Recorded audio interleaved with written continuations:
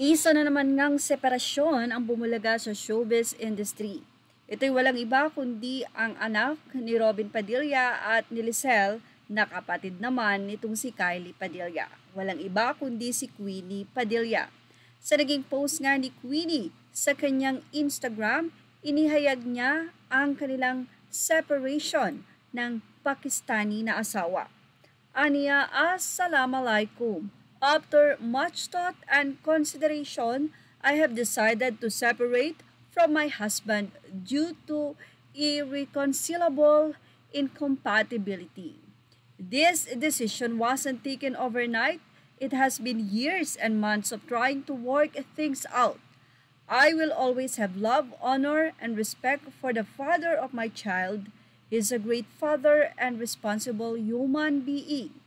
Although life has taken us on different paths right now, I will forever cherish the 11 years we've had together. Thank you for all your support over the years. Please respect our privacy during this difficult time. 11 years nga na nagsama si Queenie at ang kanyang Pakistan husband kung saan ayon nga kay Queenie ay hindi naman overnight ang desisyon na iyon kundi years din.